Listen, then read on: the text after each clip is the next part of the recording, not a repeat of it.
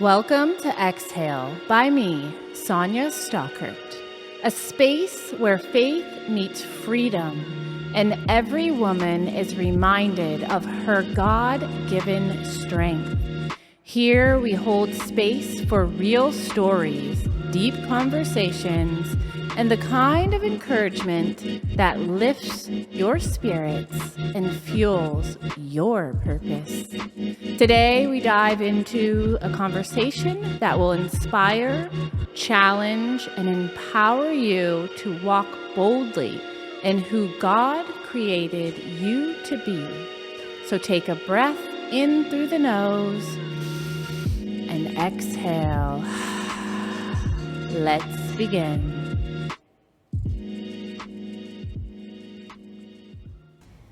Welcome to Exhale Podcasts by me, your host, Sonia Stockert. And today I have my beautiful friend, Miss Carolyn, on the show to give us a little bit about her life and fitness and journey and all the things. So I would like to know a little bit more. What would you like to share? If you want to let them know again what your name is and go from there. All right.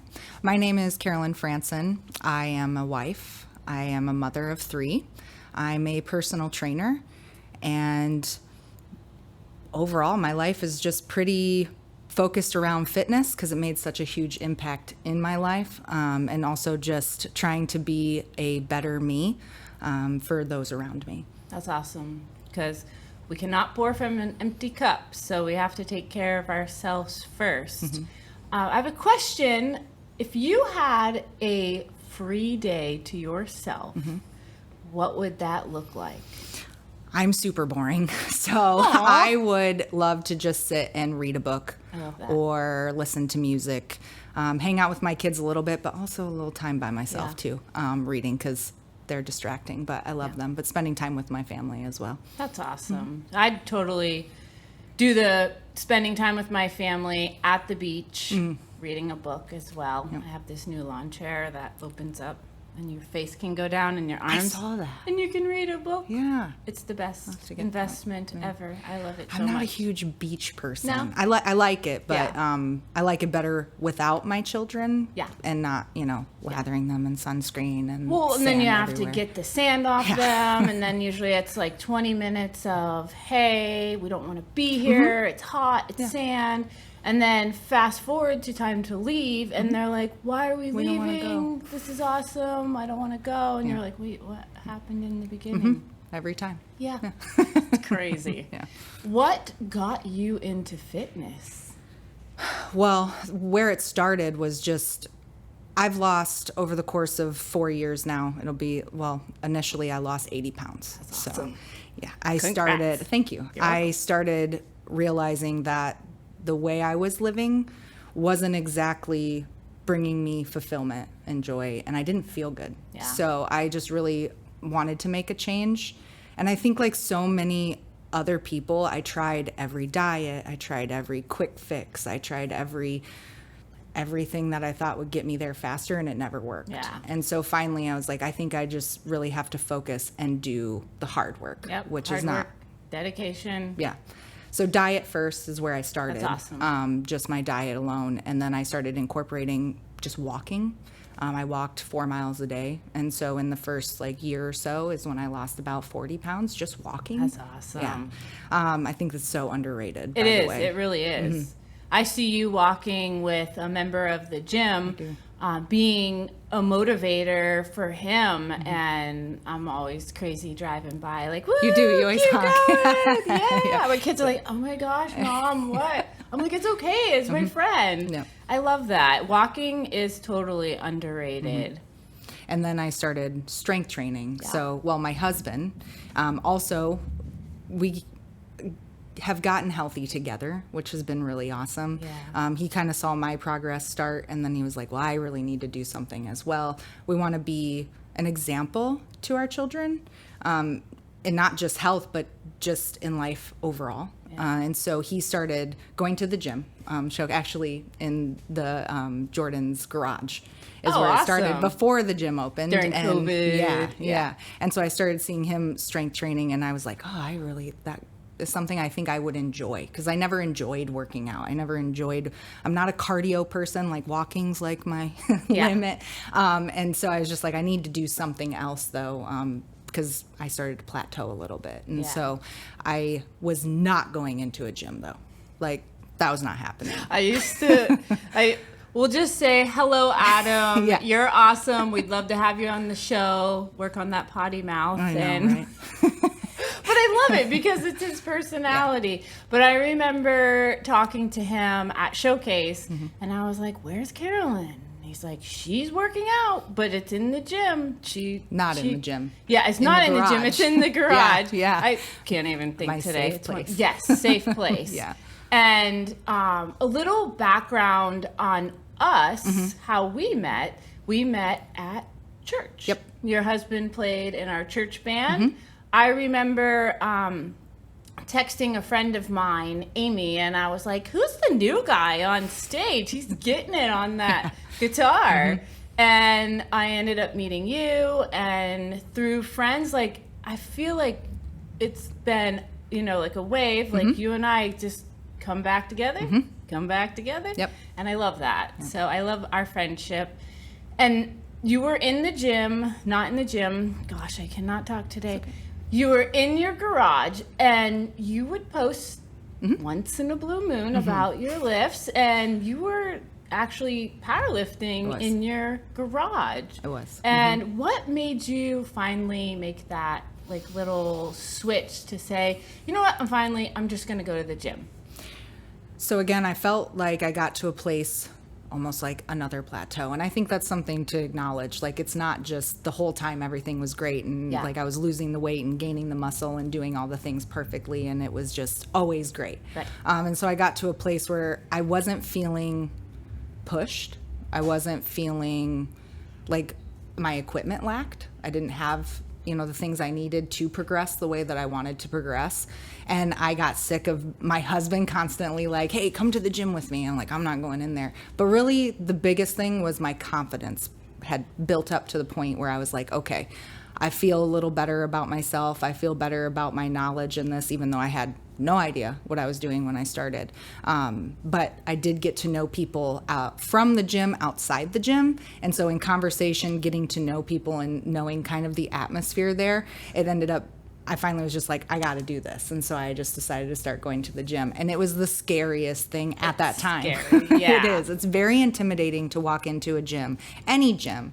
And then also it's not just powerlifting, but there's a lot of powerlifting going on there. And so a lot of bigger guys and like all these like loud noises. And so it's just like slamming weights really down. Intimidating. But in the end, one thing I even tell my clients now, those big guys are big babies. They are. So they're the nicest people. And they're like the best motivators too at the gym. Like the big scary guys, they'll be like, oh, why don't you try it this way, a little bit different?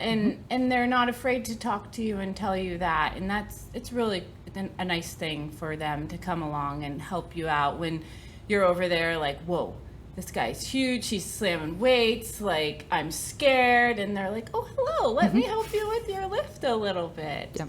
I love that. And then you walked in the Showcase one day, brave. And then I stayed. And I just, it was the community that I was missing. And everything is in seasons. And so the garage season of my life was great, but it was time to step it up a notch and really start to learn and focus and figure out exactly what my new goals were, because your goals change over time. They do. Definitely, if you reach some of those goals, then you have to change to the next goal and move on. So that's kind of how I ended up like pulling the Band-Aid off as quick as I could and just went in. And it's really not that bad, I promise. It's not, it really is not that bad. No. And it's fun, and that community's there. And I just have to applaud you for having the strength to work out in your garage gym, because that is a hard thing to do when you have something at home. You're like, oh, I'll do it later. I'll do it after the kids get home. Oh, it's bedtime now. Yep. I'll do it in the morning. So being able to keep yourself accountable, I really do applaud you for that. Thank you. It wasn't always easy. No. I didn't always make it. No. But most of the time, it just became part of my job. Yes. That's kind of how I thought about it. Yes, definitely. And you and your husband both went through the journey of the weight loss and that together. Yeah. I follow you on Instagram, and I have watched you prepping meals and, I mean, good protein, healthy foods. Have you guys been doing that? You said you started with diet. Is that where that started, or was that something that just continually started to be more incorporated in your life? It definitely, it's where it started, but it has changed. Yeah. And so realizing, you know, even when I first started, the little things and the little adjustments I made in the beginning worked. But then actually becoming more educated on what my body needed for the type of workouts I was doing and the goals that I wanted. Yeah. So like, it's easy to say, oh, you know, go meal prep. Well, yes, but what are your goals and what do you need to be eating? How much protein do you need to be eating? You know, things like that you wouldn't normally know. And I didn't know. But again, coming back to that community and learning a lot more in a different environment, we've both been able to, in watching him, and because he definitely took the powerlifting thing in a much more fast track than I did, but really dialing in his diet, but then learning from that as well, and doing a lot of our own research too. I mean, there's a lot out there. We have this great internet, you know, and like you can kind of find things. You got to be careful, and so it's good to have people to go to. But yeah, I would go to him and say, hey, does this make sense for me, or like, can we figure this out together? We plan a day a week that we meal prep. I'll be honest, I don't like reheated food, so it's okay. So Same. And luckily my job allows me to make my own food most of the time, but it's always the same idea. Like it's the same, his meal prep, because he travels, he has to meal prep ahead of time and make those meals, freeze them, and take them with him. Okay. So we do that together, even though they're his. It's like, that's why I say this has been a joint effort for us. I love that. Yeah, and it's made a big impact on our family and our kids as well. And it's bonding together. You take the time and you help him see his goals. He's respecting your goals, and then your children are watching you respect all these goals and eating the same foods. And as they grow older, they'll be able to dive into that a lot easier because it's norm for them. It is. Yeah. I love that. Yay. Well, I wrote some questions here for you, and we'll dive into the first one. We're starting with personal growth and mindset type of question. What motivated you to start your weight loss journey, which we kind of touched on, and how has your mindset evolved over the years? So like first and foremost, my family, being setting a good example, being healthy and able to do the things with them, like playing with my kids, going to the park, like these simple things that it's not that I wasn't ever doing them, but I wasn't doing them enough, or even being able to participate the way that I wanted to participate, because being heavier, it was harder. And also just for myself. I mean, that was the biggest thing, is the one thing I've really learned over this is it's not selfish to make yourself a priority. No. And I think as moms, sometimes we get caught up in the day-to-day of like, it's all about the kids, and it is, but what are you going to give them if you're empty? It's the cup. The cup. You got to fill that cup. You really do. Yeah. And I feel like we come from a background, belief systems and things like that in our life where it was kids first, you last. What do they say on the airplane? You have to secure your mask first before you secure your child's.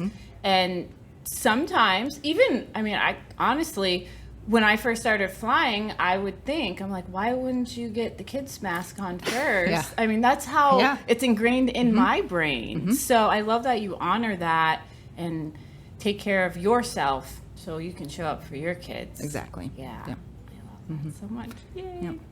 And it's changed really, motivation-wise, it's still those things. Those things are always there. They're always going to be my motivation. But now that I've entered into the realm of personal training myself, it's also showing my clients that I'm not just writing down their programs and forcing, because that's how it feels when you're first starting, like forcing them to do these hard things. I really am a pretty strong believer that if I'm not doing those hard things too, and I'm not presenting that same type of commitment that I'm expecting from them, I don't know if I would want a trainer like that. And that's, again, a personal thing, but that's kind of another thing that motivates me, is really staying on track, keeping my head up and positive, and staying motivated to be a good example for my clients as well now. Right. And I love that. And from my personal, like, being able to see my clients when I wasn't showing up in my life, I could tell in my client's life. So that is very important, to show up. And check out her Instagram. She's always posting like quick meals for lunch that you can do at home, workouts that are accessible for any fitness level. Don't let the word powerlifting scare you. It should not scare you. It's the little things that create the big lifts in your life. It is. Definitely. Yay. So, family. You and I have known each other for a while. I know some history of your family, and I know that you were a young mom and you were a young wife as well. What motivated you to keep yourself young and still vibrant with getting married, becoming a parent at a young age? And that comes with unique challenges. What are some of the biggest lessons you've learned along the way? You are never fully prepared to be a wife or mom. I hear people all the time. I don't care if you're like I was 21 or if you're, 50 years old and you're never fully prepared. So I think having this idea of like, I think it's okay to be, I don't even know if you're really ready until you're in it. Well, right? A lot of people say that. Oh, I'll have kids. I'm waiting till I'm ready. Yeah, when I'm ready. I don't know. I don't think you're ever ready. Yeah. Again, personal opinion. I know some people, I'm not saying have kids young. That's not what I'm saying at all. I'm just saying for me, I really learned that it's difficult and it's fulfilling all at the same time. And in marriage, like, commitment is work. It is. A marriage is work. I'm not a big fan of the happily ever after. I think there are happily ever after moments. But also recognizing that it's going to be hard. Like you mentioned, we were young. We're coming up on our 14-year wedding anniversary. Congratulations. And thank you. In July. And we are so strong. We're in such a great place now. But that hasn't been all the time. And so we both had to really commit to each other that we were going to work through the hard things. And so knowing that it is work, but it is great at the same time. It is work. It's definitely work. And all relationships are hard. So sometimes we just have to choose the hard because everyone has stuff that they're going through, walking through, dealing with. And we, as wives, should show up for our husbands to help them walk through that. But also on the other end, we've also walked through some stuff in our lives, and that's where our husbands are to show up and be there for us as well. Do you want to add anything? One thing in my story, and I would never speak for anybody else. I would never say like for sure, but even though we got married young, good and bad, we grew up together. We've been growing up together. I mean, we're not fully there, No, we're never fully grown up. But I think like your spouse can grow with you if you're willing to put in the work. And so they should challenge you, they should support you, all of those things, which in turn will trickle down into your children. And having kids young was hard, but at the same time, it's taught me a lot about myself that I never would have realized that my kids would be teaching me. But it is like healing a part of myself. I love that. And watching them grow up and trying to be the parent that I want to be for them. I'm not perfect, okay? Not at all. We are not perfect. That's okay, and we're allowed to not be perfect. And they challenge me. But it's in a good way. And so also kind of growing up with my kids, that's the reality, because I was so young, like growing up with especially my oldest. Being 21 and having him, now he's about to be 14, like just crazy to me. So, but knowing that not only are we raising them, they're also kind of healing us as well. Yeah. And I grew up with my kids as well. I had my daughters pretty young, not incredibly young, 24 and 28. And they're at the teen part of their life. And yes, it's challenging, but there are those moments that I'm in the car with my daughter and we're just jamming on the way to the horse barn. And she's like my little best friend. Like, I can't wait until she grows up and we're able to have more of that relationship. Have you ever had your kids say something and you're like, whoa, I taught them that? Yeah. And it's just like, oh, I'm so grateful. Yeah. I love that. Yeah, I have. Well, the most and the biggest thing for me is when they do something wrong. We all do things wrong. They come and apologize. And it's I like, love that. because I've done that too. Yeah. I've messed up. I've raised my voice when I shouldn't have. I've, said things I probably shouldn't have. We're all human. Yeah. But having that moment of coming together and apologizing, first of all, for the way I reacted, because that's not their fault for how I reacted. And then watching them mirror that, not even just with me, but with their own friends and other relationships. That in their accountability, that's something that I think is getting lost lives. I think so too. in this world nowadays. That's amazing. I love that. Moving on to the next question. How has fitness influenced your personal growth beyond just physical changes? It really shows me, or has shown me, like what dedication and discipline really can do for you, not just physically, but emotionally as well.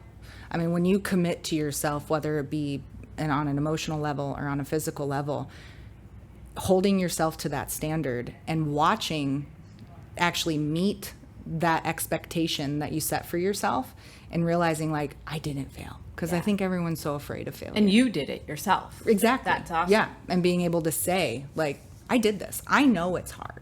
Yeah. I know it's not easy. I know eating the same thing, a few days in a row is not the most fun. I'd rather have cheeseburger and french fries every day. I still eat those things, by the way. I love cheeseburgers, but Cheeseburgers. not, within reason. Yeah. And so just having that, just realizing I can do that. I can stick to something and actually see the fruits of it, because it takes time. It does. Yeah. And seeing those results is mind-blowing, because it's not a quick pill that you took or something that you were doing out of the ordinary. It was your hard work and your dedication and you showing up. It's up to you. It is. And the other side of that too is, like, failing does happen.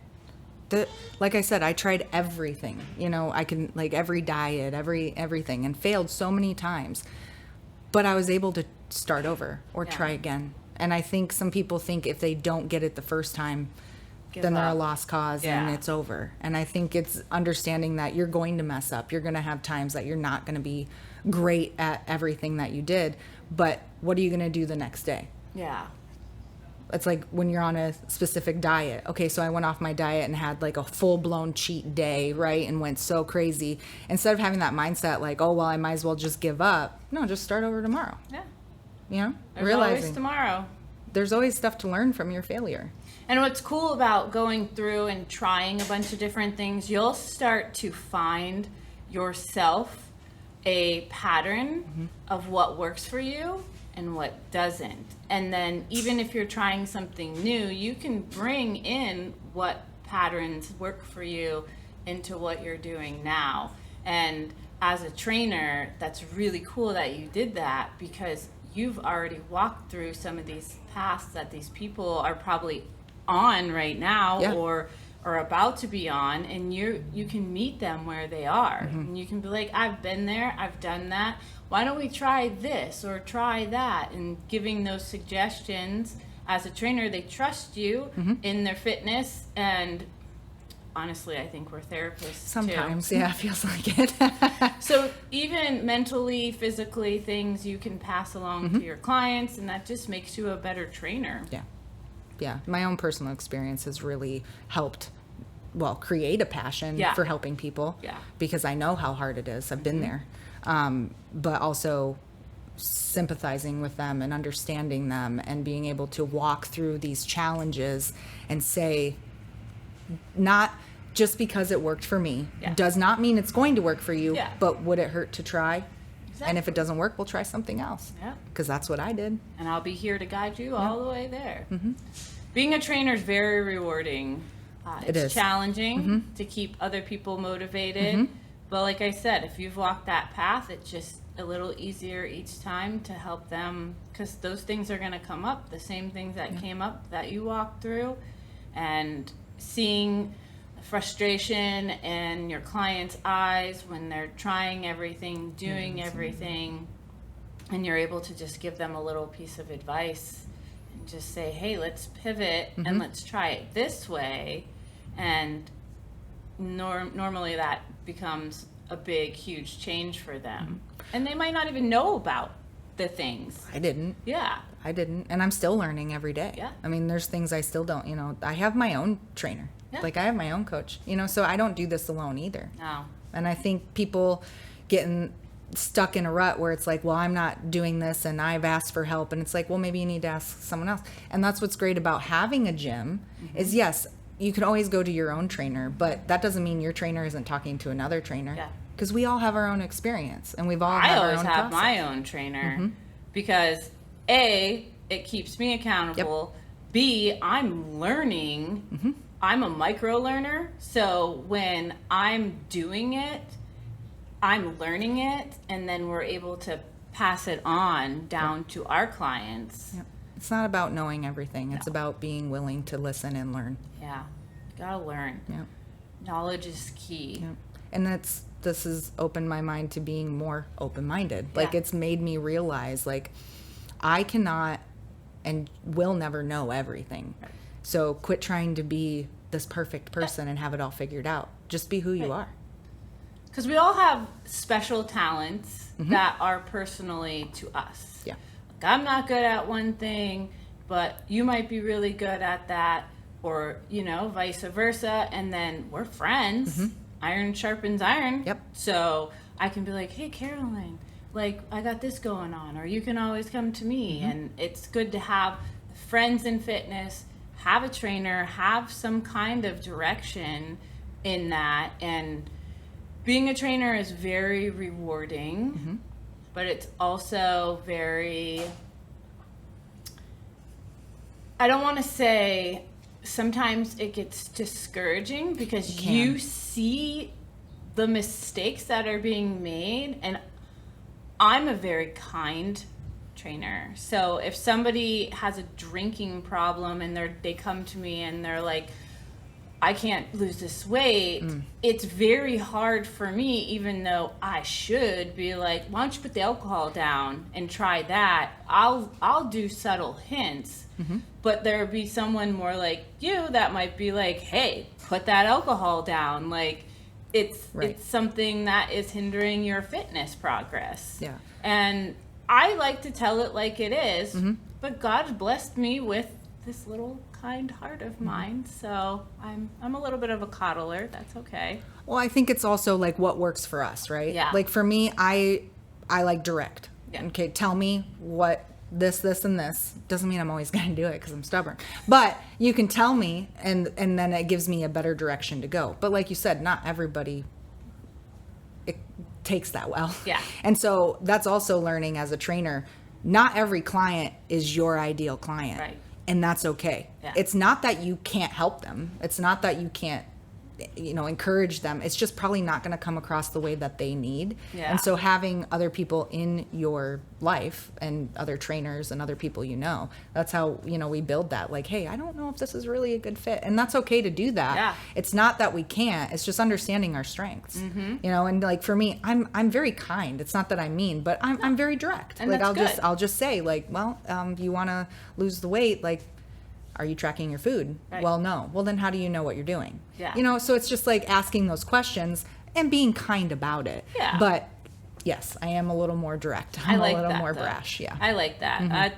I think my background is more that love and light and more trauma informed. Mm-hmm. So like we are responsible to help them physically, Mm-hmm.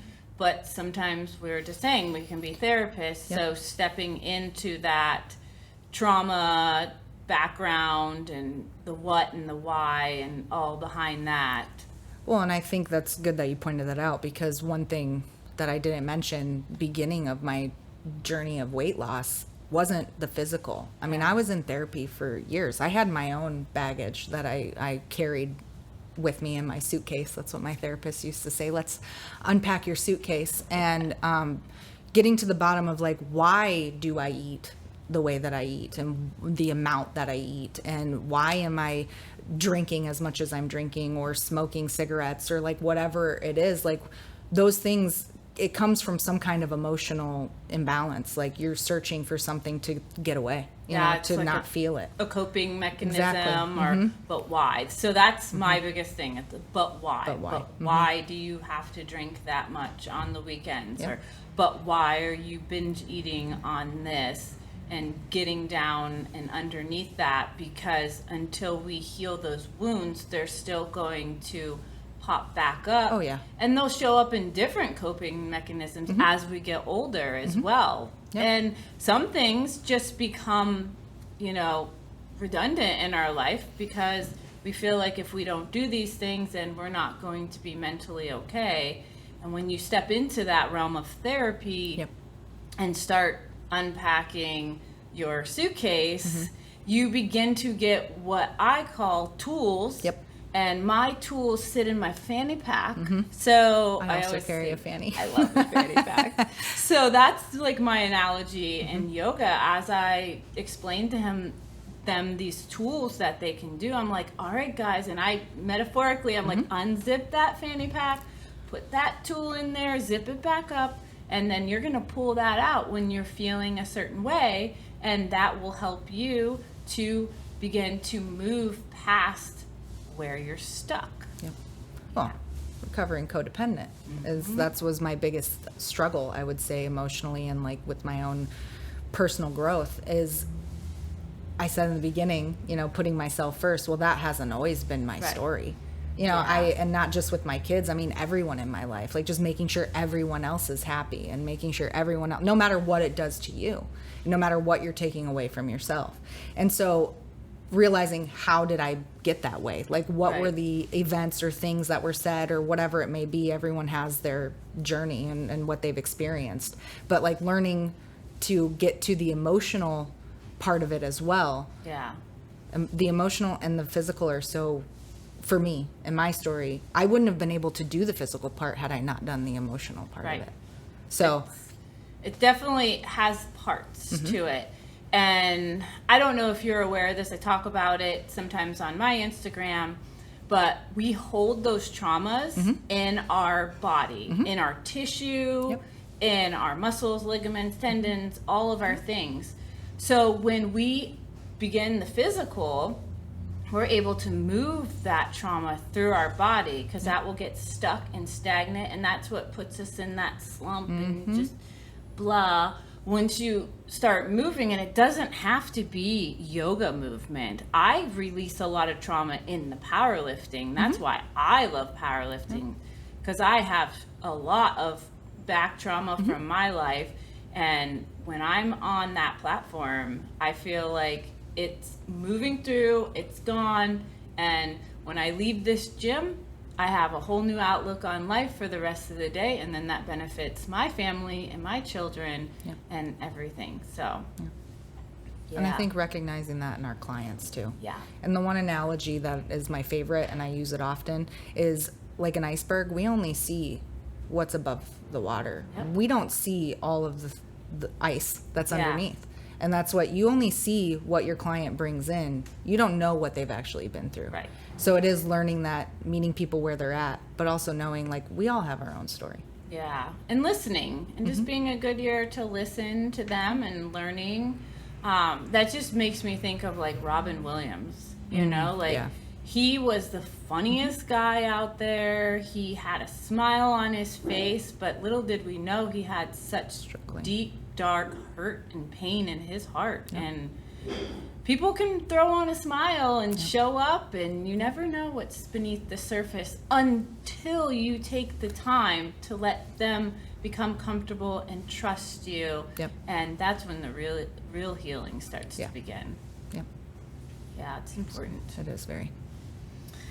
All right. Fitness and neuroscience. Speaking of neuroscience in the brain, I love all things in the brain.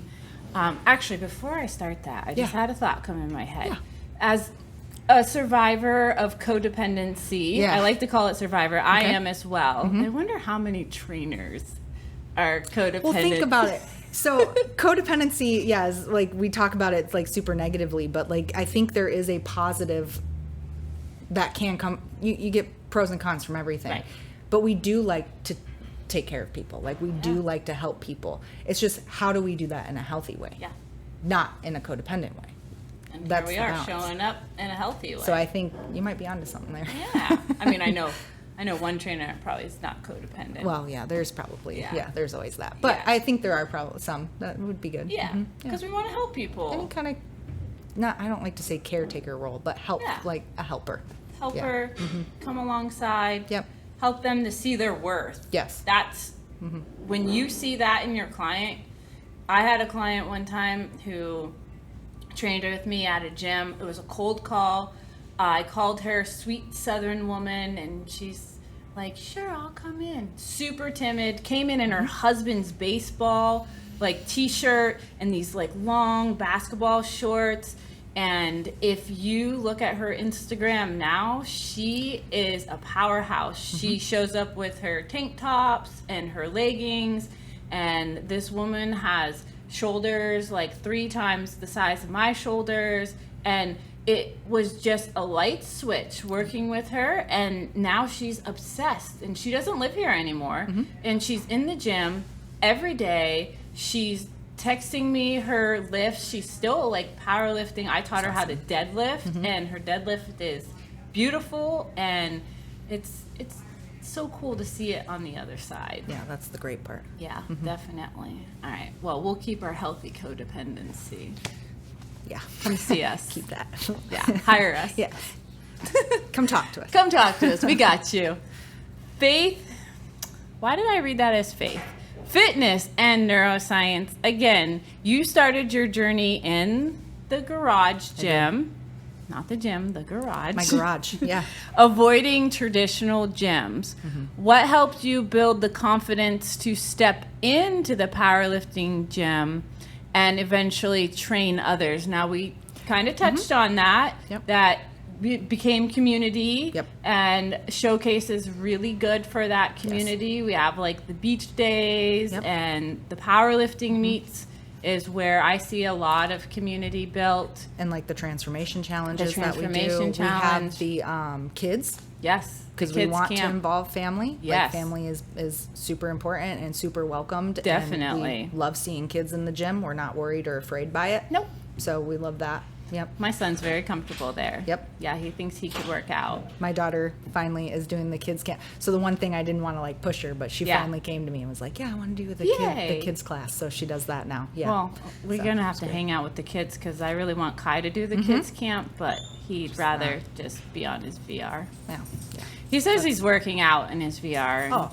He's sweaty, but they do get sweaty. He's in like the same fitness all the time. I still love you, buddy. Yeah. There any more motivation that you want to share that really finally was like, you know what? I'm going. This is it. No more garage gym. I'm going. I really just got to the place where I didn't really have much other option. Yeah. You know, would I have still continued to make progress? Yes. But it wouldn't have been at the rate or the way that I wanted to. Yeah. And so it really became like my goals got bigger than my space, which was really cool. Yeah. Because I had no idea that was going to happen. Because again, went in this totally blind, not knowing and just learning as I went. And so it really just became like, this is what I need if I want to keep going. And I had finally gotten to the mindset, like this was where I wanted to be. This is what I want to do. And then it became, I want to help people do this as well. And then you showed up for yourself. Yep. and now you're showing up for others. And I got to work out with my husband, which Yeah. That's pretty cool. That's a pretty really cool experience. I would have never known that. We had never worked out before. But like going to the gym together is really great. Now, him and I are very different. He's a social butterfly, extrovert. I'm an introvert, and when I get in the gym now, I'm very focused and I do my workout, and he wants to chat and like whatever, and he still does his workout, but he's got to like have his little chat there. And so it's just though knowing that we're there together, it doesn't even mean we have to communicate the whole time we're at the gym, but it's just such a nice bonding experience for Yeah, if you need a lift off, Yep. or if you need some encouragement, and I love that. Working out together as a couple really builds a lot in your relationship too. I met my husband in a gym. He was very mean to me at first. Little did I know that he liked me. Oh. But that's a weird way to show that. But we trained together for years after that, and then I got pregnant with Kai, and then life kind of took over, and it's just crazy how when we do find time to work out together, how much of a bonding experience that is. Yep. And how I feel like the rest of the day even goes better when you have that time to work out together. It does. Yeah. Keep that up. Mm-hmm. I love watching you guys in the gym. Thanks. What mental shifts have you experienced through lifting and strength training? So the biggest one is that I'm not a victim. I have to take responsibility for my own self. Yeah. If I don't go to the gym, that's on me. Yep. If I don't eat the way I'm supposed to eat, that's on me. And not blaming people around me for that, because it's easier to blame other people than to look at yourself and blame yourself. The kids were, having a bad day, and I stayed home with them, and I didn't get to the gym, and I And totally again, get that. Things happen. I don't always make it to the gym, but in the end, it's like, well, why? And realizing, taking responsibility for my own actions. Yeah. And that was not me before. It was very easy to blame other people. Of course. Because that's easier. Mm-hmm. And I love how you put that victim mentality. I feel like that's another belief system that we were raised with in our generation of growing up. Just not being that victim, taking accountability for yourself. And I think because we saw others not taking responsibility as we're watching the actions happen that they're responsible for. Yeah. So breaking that like generational curse, that's huge. Yep. I applaud you for that. And other things that I mentioned before, but like learning from my mistakes or failures, like that, changing that mindset, not just giving up right away when it got hard, really pushing myself and really challenging myself and changing my mindset from, do I have to I get to. Yeah. And someone told me that in the gym, and that's where I learned that. And it was like, it's, changing your perspective, Yeah. And I hear that a lot about, it's time to go to the gym. I have to go to the gym. I have to do this. And just switching that switch and saying, I get to do this, because a lot of people probably can't even do that. They probably can't even go to the gym. Yep. Gym memberships are expensive. Yep. Different things. So let's praise ourselves that we get to do this. Yep. Yep. And then also the biggest thing is focusing on the long term. Yeah. I think in this society, it's how quick can we get something done? How quick can we lose the weight? What pill can I take? What, diet can I do? I have mentioned this, but this is just the way it is. It comes up all the time. I have clients like, oh, well, what if I tried eating this way and not eating any carbs? And it's like, oh man, let's not go down that road, but we'll go down it if you want to. But it is like realizing this is truly, and sometimes this is overused, but a lifestyle change. It is. I mean, you have to make the decision for you. No one's going to do that. I'm never going to force someone to go to the gym or anything. That's not my job. I'm there to support you if you choose to do it. Yeah. But focus on the long term of it. I mean, like I said, it took me over 3 years to lose 80 pounds. It's not about the destination. It's about the journey. And if you have fun on your journey, it's like they say if you love your job, you've never worked a day in your life. If Right. you love what you're doing to better yourself, you're not working to, oh man, I gotta go to the gym, I gotta go do this. You make that lifestyle change and you start to see results, and your body continues to see results if you keep staying on that path. With crash diets, you're on the diet, then you're off the diet, and then you're right back to where you started. It's a roller coaster. It is. Yeah. And that's not healthy mentally. No. Not at all. Not at all. No. So focusing on the long term. Yeah. Being patient has changed my mindset to be a little more patient. Yeah. Because I'm not the most patient person, but I'm getting better.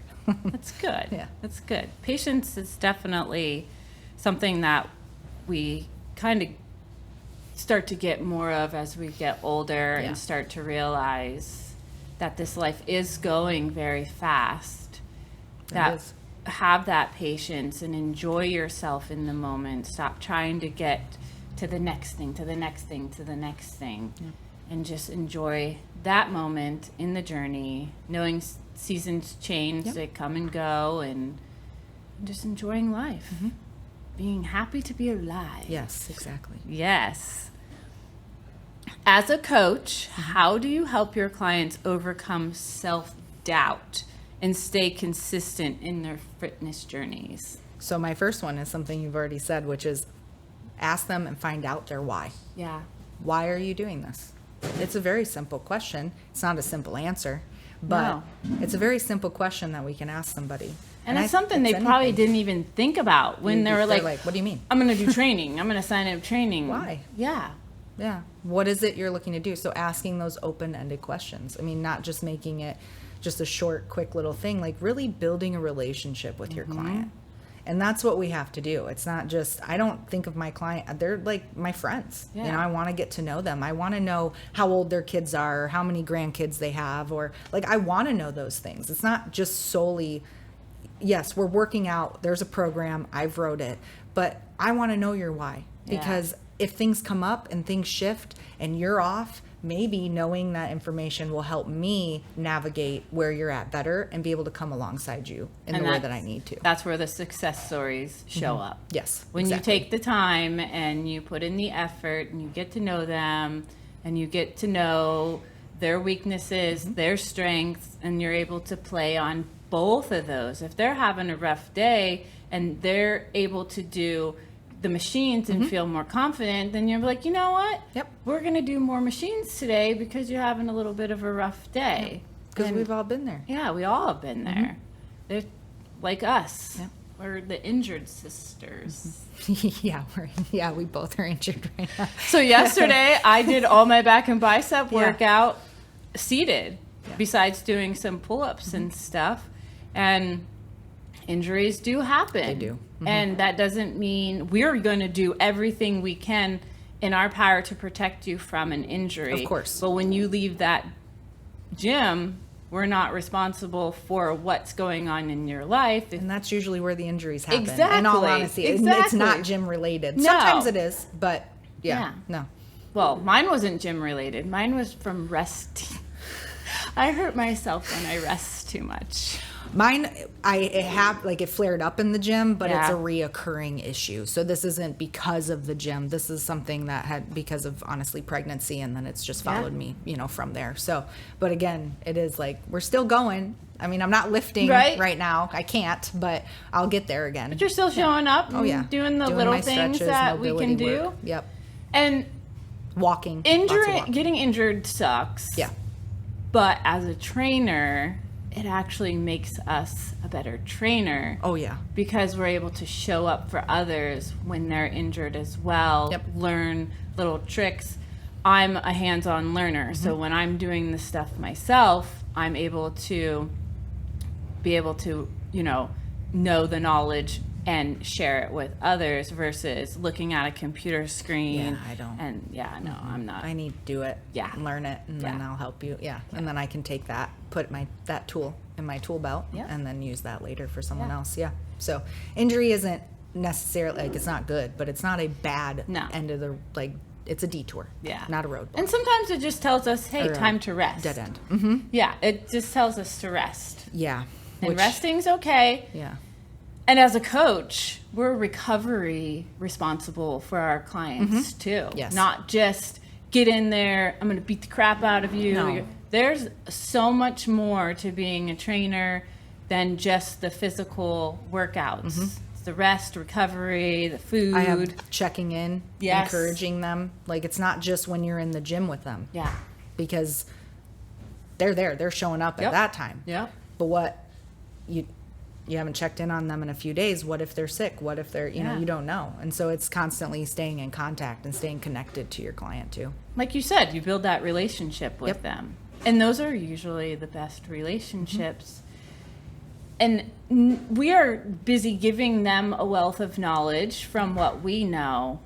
But I've learned so much from my clients. Yep. Business aspects. People have walked through all kinds of stuff, mentally, physically, and I've learned from them. So it's just like a never-ending, amazing cycle being a trainer. I love it. I do too. Yay. I wrote down holding space for clients, and we've already touched on that, and open and honest about your own journey. Yeah. Which I love that you are very open and honest about your journey. And talking about the weight that you've lost, I was in the gym at Showcase before we moved over to the new space. Yeah. And your husband was very, very excited because you guys had a conversation about possibly having a mommy makeover. Yeah.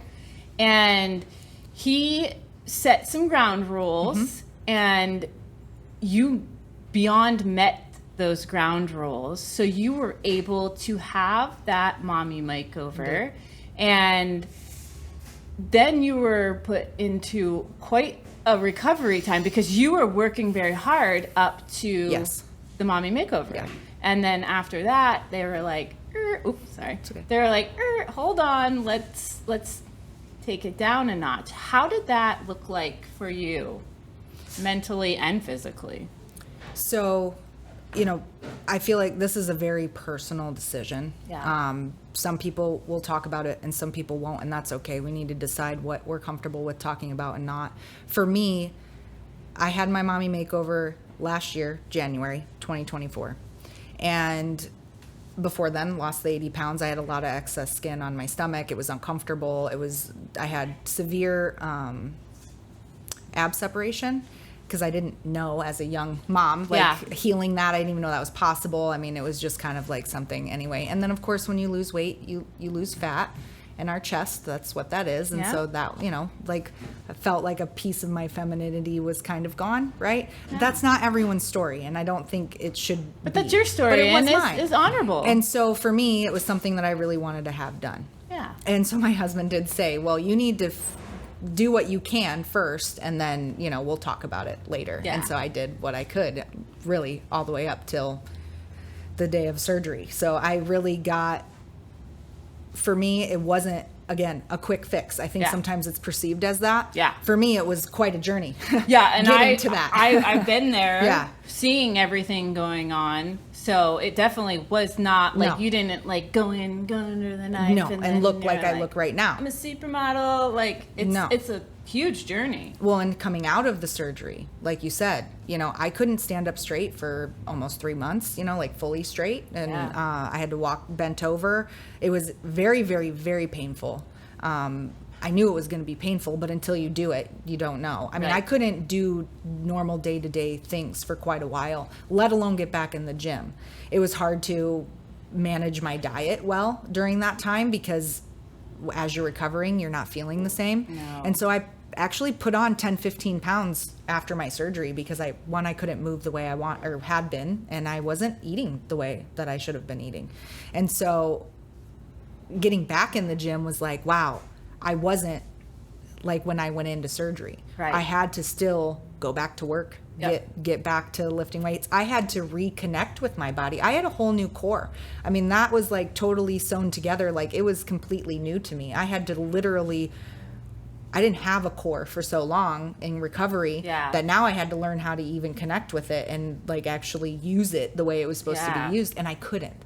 And so it was like learning all of these things and really not realizing the extent of the surgery until I did it. And I think that's just how it is really. And everyone's experience is different.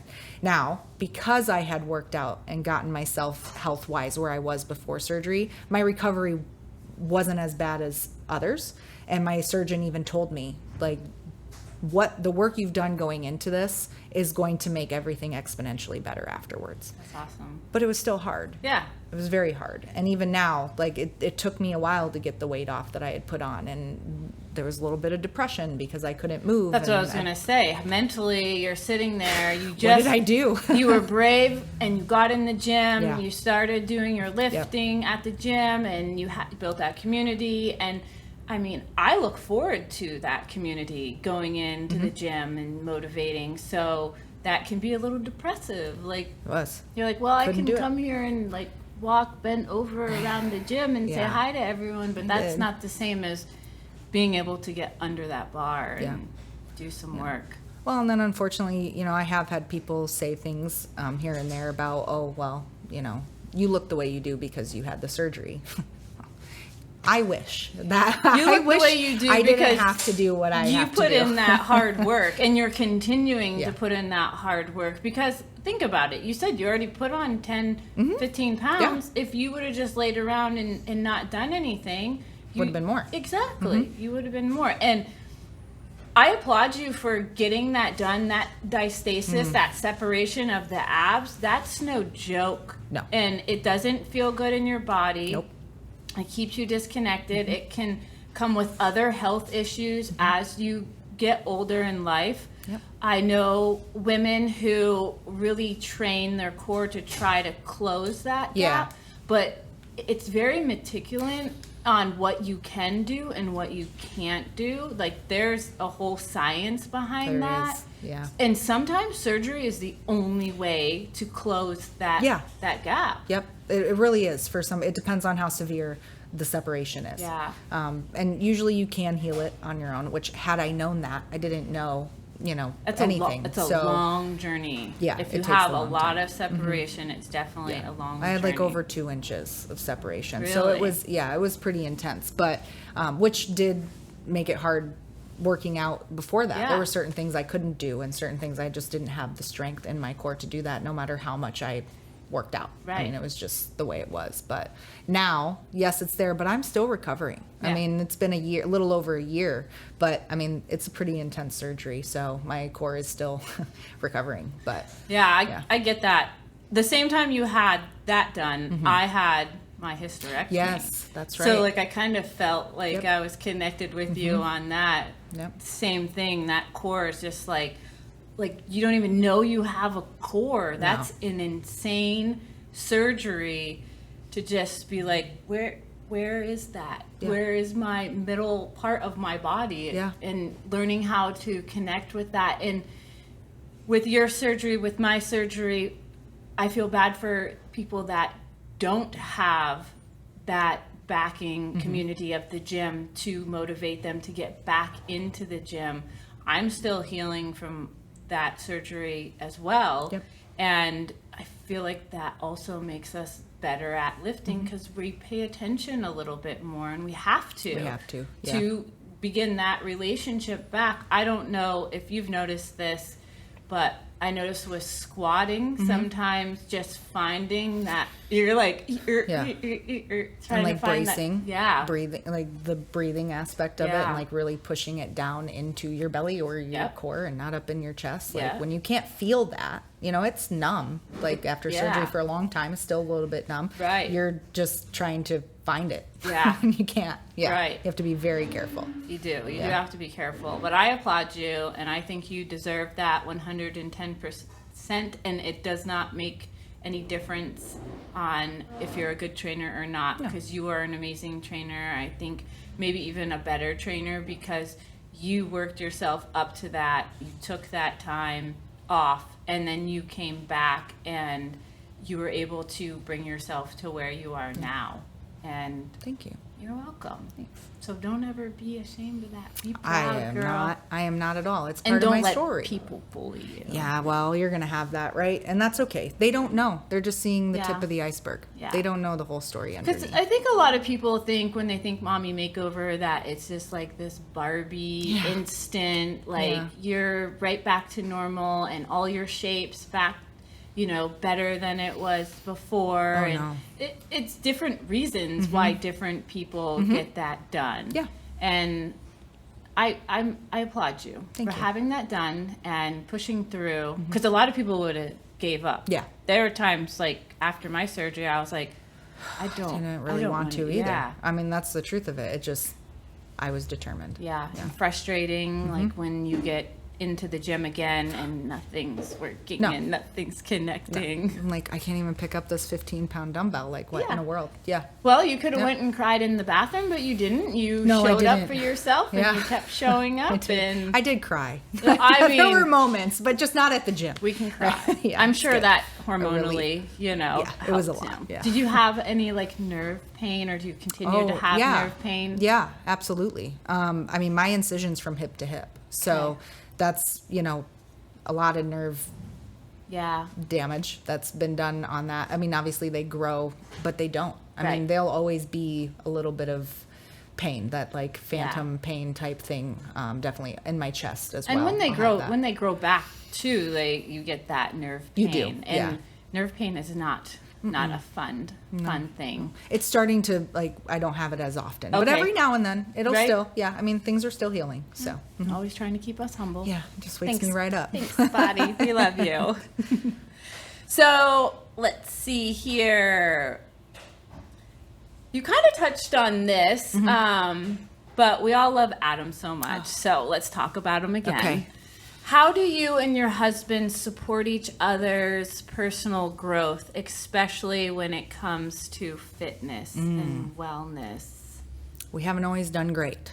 It's been a learning process, but supporting each other's time.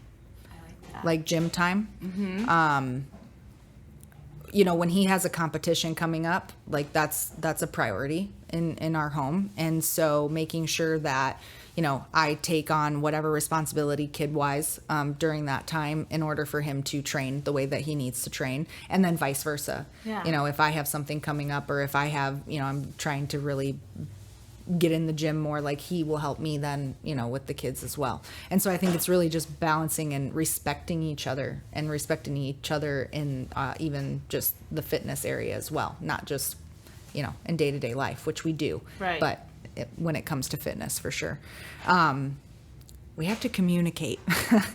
We have to talk. Yes. We still have times where he'll be like, well, are you picking up the kids? And I'm like, I thought you were going to pick up the kid. So like remembering, like, we really do have to lay it out there. You know, we're not mind readers. None of us are. And so really keeping communication open. And then when we're struggling too, you know, communicating with each other there. Like if we are in pain or if something, he's currently recovering from meniscus surgery. So it's like communicating when things aren't good too, not just when things are good and the things you need, but talking to each other overall and having a safe place for each other to go if we're struggling. So I love that. Yeah. Being communicative. Communicative.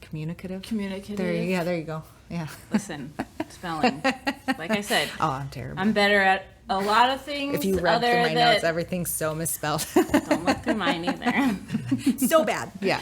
That's the cool thing about a relationship like that. Like I love that you support each other and that he understands here, because a lot of relationships, you know, like, I am the man, this is how it's done, my stuff comes priority over yours, but he understands that you also have stuff that is a priority, and he chips in and helps out, and you guys work out together in the gym, motivating. I wrote down the meal prepping stuff and lifting together, because, I mean, honestly, I love watching you guys. kind of work out together. And our banter. Yeah, well, you guys are great motivators for each other. And like you said, he has a big personality. He does, yeah. And when you're going to do a big, heavy lift, like big personalities are a big help. There, very much so. Yeah. Push you through. Yeah, well, we're a team. I love like, that. I have that written down. We really are. We're each other's Yay. number one fan. Like, that's my best Yay. friend in the whole world. You Aw. know? So he's my person. Yeah. And we want to share everything together. Yeah. So that's what we do. And we you guys support show each up other. like that as well. That's awesome. Because sometimes things are, behind closed doors, we can be best friends, but we got to be tough and rough, and no. But you guys are an amazing couple, and I look up to you guys. Oh, thank you. You're welcome. That's very sweet. Yeah.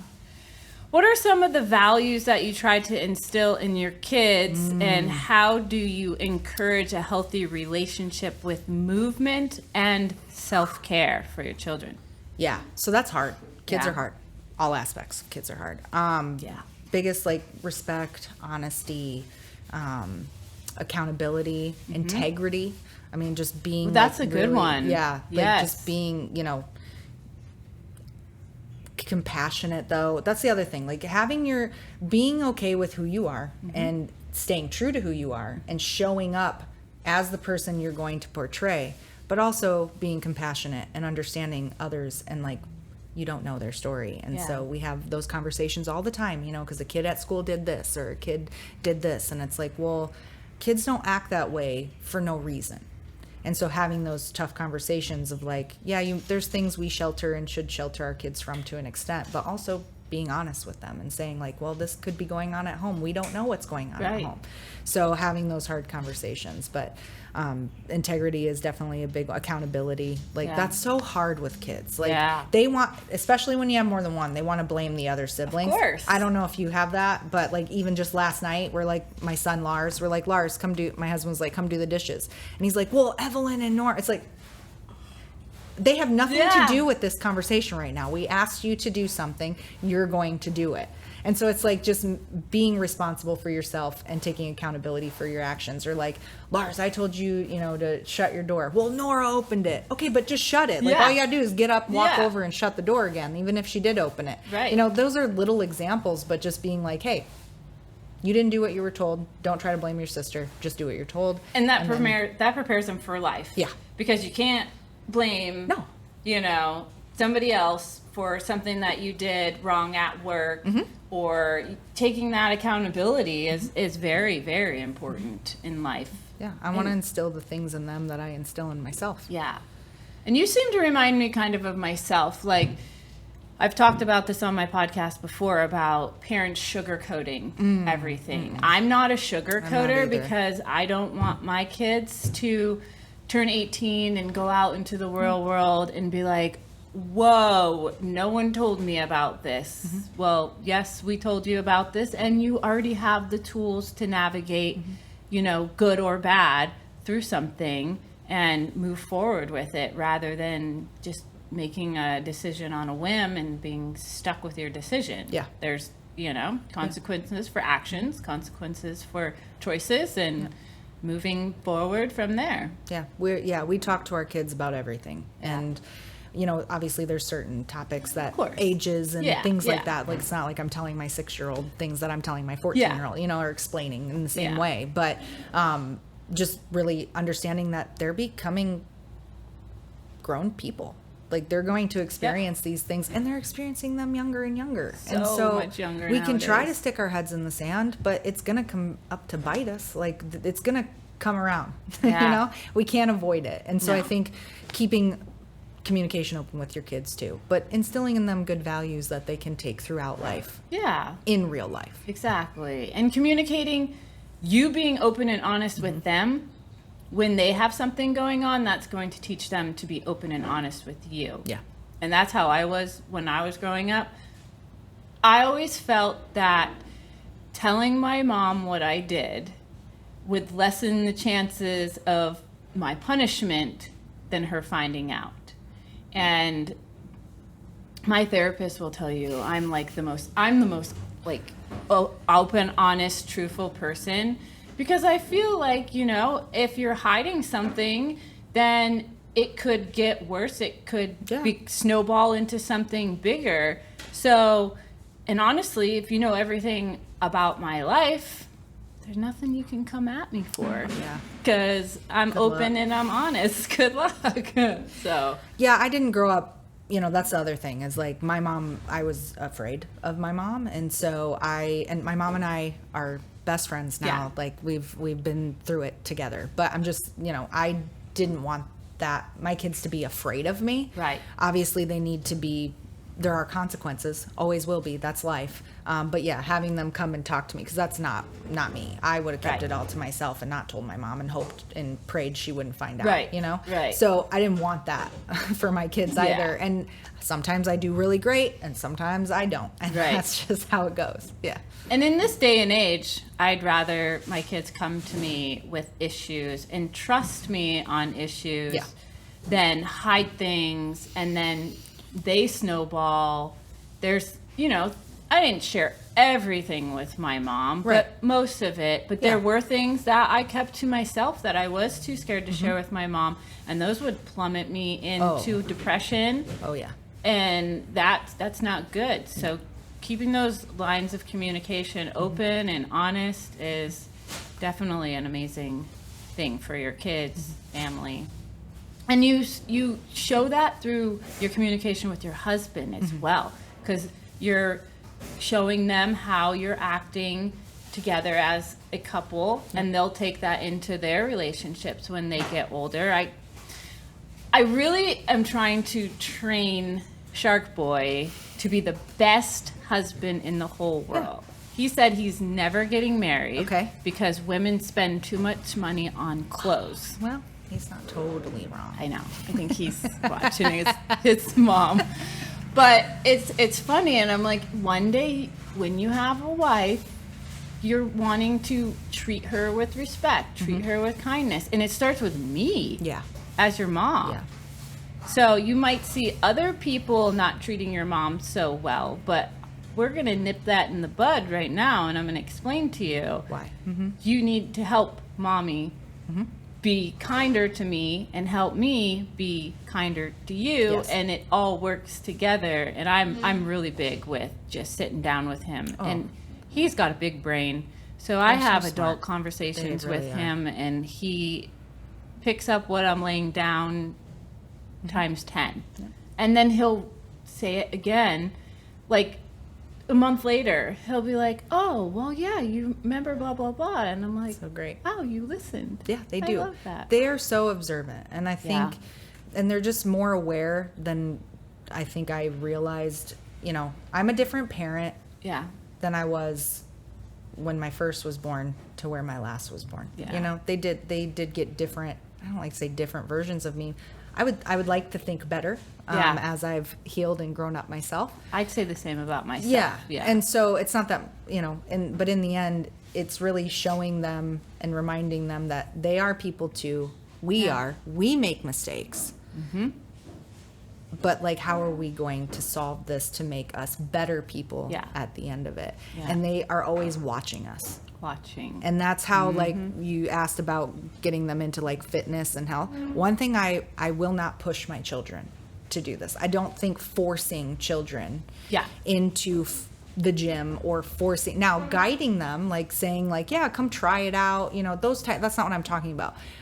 Even the parents that force their kid to play this sport because they played this sport and you're going to be in the MLB and it's please, what if they don't want to? It's dance moms. Right, exactly. That's you what have to live this dream for me. Exactly. So that's what it is. The biggest thing is I don't want to push them or pressure them. All I do is show them what works for me or what I've been doing and how it's made me better and have those conversations with them. So you're really just being that example and showing them. And they've, my son, we make this thing called Monster Mash. I don't know if you know what it is. Yeah. The vertical diet. Yep. But anyway, which isn't really a diet, so no, but I'm just saying it's not a diet. It's actually pretty interesting, but it's really good. Yeah. And so it's rice, ground beef, and then we'll put sriracha on top. You can add in some vegetables if you want, whatever, and you just mix it up and eat it. And so we eat that a lot. It's our go-to. Yeah. Adam and I. And definitely when we're in a hurry. And sometimes that's what we'll have for dinner, you know, if we get home late. Well, now my son at first was like, I'm never going to eat that. I'm like, okay. And so then eventually he's like, can I try yours? And so I'd let him try it because he'd see us eating it all the time. And now he'll like ask for it. Like, oh, can we have Monster Mash for dinner tonight? Yeah. It's not like I made him eat this. No. It was just he watched us and watched the changes that we were doing and was like, oh, maybe I'll give it a shot. And then maybe I'll try it. And so that's kind of... I don't really push my kids or make them because I've seen that backfire before. So I'm not going to do that in this. But just showing them that, hey, you could try it this way. Or, hey, food still tastes good without a stick of butter on top of it. Believe it or not, it really does. Like, there's ways to cook things that you like in a healthier way. And you can help me do it. Yeah. And so getting them involved, too. And I wish my mom would have got me involved because that's... My mom was a baker. She baked a lot of stuff, but she also cooked a very wholesome dinner every night. We had a garden in our side yard. My dad was a hunter. We had deer. His best friend had a don't want to say the word I was going to say, a cow house where they turn it into steaks. Yes. You know, and we used to play amongst the steaks that were hanging, and it was a cool experience and gave me a new respect for the meat that I eat and the food that I eat. And when I moved out when I was 19, Hamburger Helper, I'd never had it before. Oh. So I ate it all the time. And then I'm like, oh my gosh. Because I never was taught. My mom did everything for us. I love my mom. Mom, you're awesome. Yeah. And she cooked all our meals. She did everything for us, but she never said, hey, why don't you see how I cook this or how I prepare this? So that was, in my 20s, I learned how to do all that, how to prepare the meals and healthier meals, because the box meals were just easier when I was in my early 20s. Yeah. But when I became a mom, I sat my daughters on the counter and I was like, we're going to do this together. I trusted them. They were good little girls. I trusted them with a knife, so they would cut up the vegetables. And my youngest, no, but my oldest, she might hurt someone. But but just getting them involved, and I love that you do that. You're creating a huge foundation for your children when they're ready to leave the nest and move out onto their own. Yeah, I didn't always. And so that's come with the whole patience thing. Yeah. Learning that through fitness and just growth overall, because I was very much like, just let me do it. Yeah. And I still do that. Of course. You know, I still, like, sometimes I'm like, they're like, can we help you with this? I'm like, not right now. Like, I'm just not in the headspace. Like, mom just needs to do this, you know, but explaining to them, like, next time, and then actually following through. And I think that's the other thing, is following through on the things that you say. And it's ebb and flow. Like, we're not perfect in explaining and taking that time to say, hey, like, mom's kind of got this now. Let's do this at a later time. And then showing up for that later time. And they'll see that. And they know. Okay. As we wind down, I really want to take a moment and talk about the kids' strength camp at Showcase Strength and Fitness.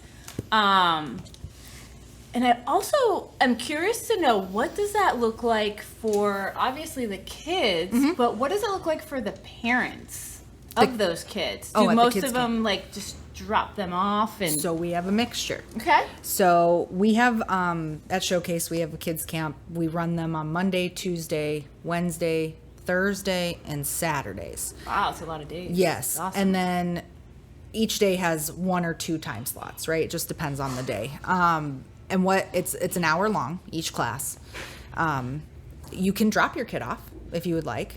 You could stay and hang out and watch what they're doing. That's not a problem. Or you could work out. That would be my choice. So we have quite a few that bring their kid and then they work out for that hour while their kid is also working out. So cool. And for the kid, it's very much, it is more focused in the powerlifting realm because of the 3 main movements that we do: bench, deadlift, and squat. But the reason we're really focusing on those is because we have this really cool opportunity coming up in April for the powerlifting meet that Jordan's doing, and the kids can do the powerlifting meet. So I love watching them at the powerlifting meet. Yeah, they love it. And they love it. And they really do. They come in there, and at first it's very much like an adult, like watching them, like intimidated, like kind of nervous, because again, the big dudes and the really strong ladies and, you know, the loud music. Sometimes we have them turn it down for kids camp. But, you know, still, there's this atmosphere. Slamming weights. Yeah, picking it's them loud. up, It's loud. But once they get in there, I haven't yet. They're always like so excited by the end of the class because they've realized like it's fun, and it is. It's fun for them. So we do focus on those 3 movements, but we also do accessory. We teach them the importance of your accessory work to build strength. That's important. Very. We have like stretching and cardio, like a little bit. We don't do too much, but just to get their blood pumping, you know, is how we start. And then we also teach them like core, like actually how important it is to have a strong core for all of your lifts and any of your lifting, period, just for life in general. Of course. Learned that like through not having one, how hard it was to walk. But in the end, they are learning ultimately how to safely, but in a fun way, work out in a gym setting. That's awesome. So also safety. Yeah. Within the gym, which is hard with kids because they get excited. I was just going to say, so what are some challenges that present themselves? Now, I personally, whenever I work with kids, teaching them how to lift in different things, they're very wiggly. They're very wiggly. Yeah, they bench like this. But they're kids. They're still developing. Their bones are still growing. Everything. Is there any challenges that you kind of see that come up? And sometimes attention span. Obviously, you have to remember you're working with kids, so they're not going to be as focused. They can't. You know, definitely the younger kids, because it's from ages 6 to 16. Now we try to break them up. You know, according to, we have multiple instructors, so we try to break them up, obviously for lifting wise, because it works better not just for them but for us. But one thing I've really learned, like kids are great. They will do what you tell them. They really will. And they want to learn. Some of them, you know, they try their best because they're young, but they want to learn. And one thing that I've really found for me with the kids is I talk to them equally. You know, I always keep in my mind, like, these are children, but like the older ones, like, they want your respect. And I talk to them and teach them just as I would some adult who is starting out learning to squat. I talk to them the same way. Now, I may tweak things, and that's what we've learned. We've had to tweak things. We do have smaller bars for the kids, like lighter bars, things like that. We really focus on form with kids, and it should be with anybody. But like kids, like we spend a lot of time there, really getting them comfortable. Getting that foundation. Yes. Yeah, exactly. But really it is, we have to keep things fun and moving, and so that's why we'll do a lot of circuit work with them. We found that works really well if you go like 3 different exercises and circuit through. Exactly, because they're not just like, all right, stay at this machine and we're going to do 3 sets here. That doesn't work. Like, they're all over the place. They're trying to figure out what's going on. So if we keep them busy, that tends to keep them more focused. But I also see at Showcase that there is a accountability board. There's a 200-pound squat on there. We have more kids now. Like, we still have, trust me, we still have plenty of spats for other children, but we do have more kids. We have to figure out a different board for them, which is really cool. That's a good thing. I love seeing that. At Showcase, we have the board for the gym, which is all the adults. But so we created a board for the kids. And now that they're all about to do this powerlifting meet, well, not all of them, those that want to, we're really trying to get all of them because it is really fun and they end up really liking it. But we're going to have their own board, and they love that. Yay. They love seeing, they're super competitive. They are. Like, so competitive. Kids are very competitive. And powerlifting, we try to explain to them, you know, it's really, you're just competing against yourself, but you're also competing against other people. Like, that fuels your purpose. And I'm not trying to diminish it in any way, but I would explain the meat at the end of the kids training, like a dance recital. Like, if your daughter went to dance, and at the end of the year, there'd be a dance recital to show off what she's learned. And that's what they get to do at these powerlifting meets here that Jordan puts on. And these are kid-friendly events. The kids are cheering for the adults when they're working out. The adults are cheering for the kids. And it's such a cool collaboration of everyone. I know there's a couple of families that the parents are doing the meet and the kids are doing the meet. Like, how cool is that? Cool. The whole family's involved. And that's part of that journey to getting into health and fitness and staying there, living in that. You might train these kids right now and years down the line, they might excel in powerlifting, and it would be because you taught them those fun, like, foundational things. Like, how cool is that? Oh, it's one of my favorite classes, and it's so funny because at first I was like, oh, I don't know if I'm gonna, I'm gonna be honest, I don't know if I'm really gonna like these big groups of kids and like doing that. Well, they're not that big, but like for me, it felt like in the gym, like I didn't know, I had trained kids individually here and there, but not like a group of them. But then once I started, I was like, yeah, this is really cool. Like, this is really fun. Yeah, we have a really good time. That's awesome. Keep that up. And there's a bunch of coaches there. Yep. If you want, we have Kristen, Julie, Linda, Megan, and Brett. Okay. Our dude. You got a dude. We do. Sweet. Yeah. Got all the moms and the dude. And the dude, yeah. I love that. Yeah, it's fun. Keep that up. And talk to Shark Boy, please. Yeah, I will. Okay. This is a question that I ask on my podcast, and it's a deeper reflection. And I like love to hear everybody's answers on this.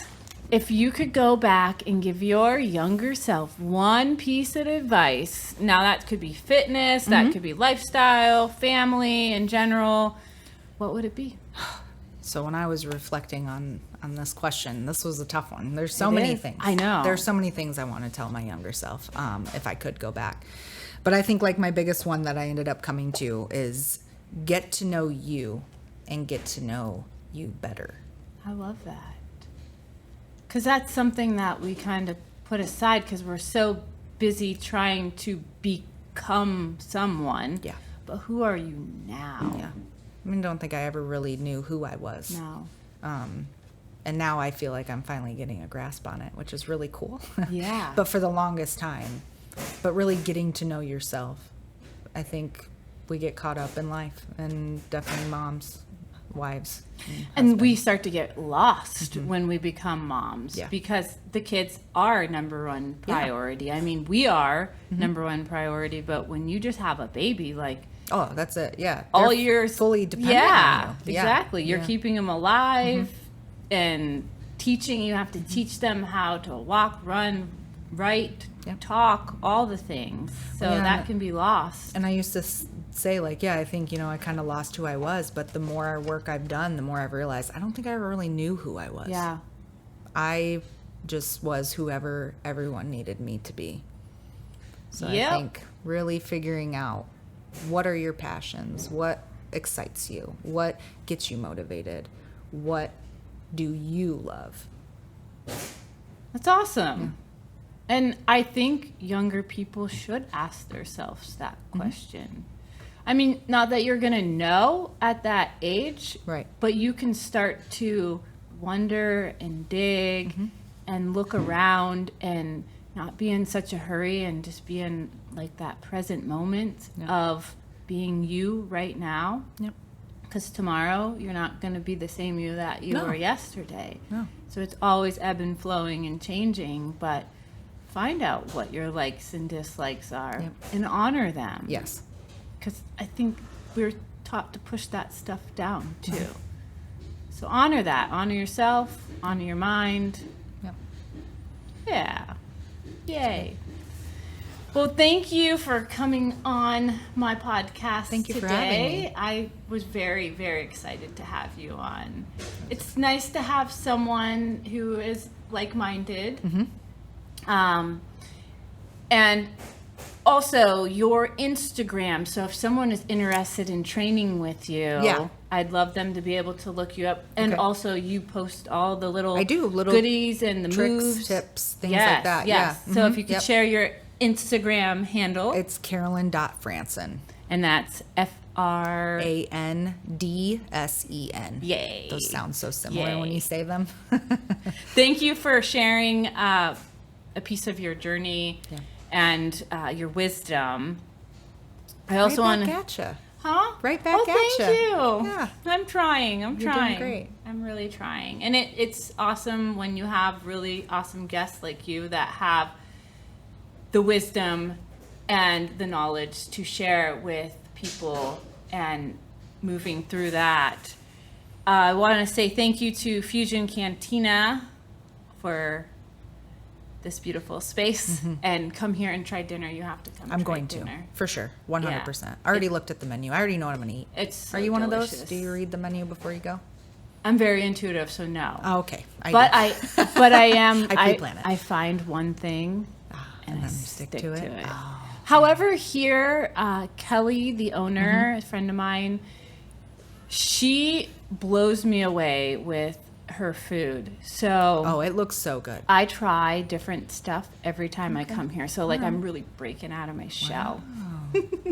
No, I'm not a pre-planner though. I know a lot of people definitely are. When it comes to food, Yeah. I don't mess around. Yeah. I love to eat. Well, especially, and if you're being respectful of your goals, Yes. so why not look and see what they have for choices instead of being like, I am so hungry, I'm just going to get whatever's most carb filled on this menu. Because then that's not a good choice. It's not. No.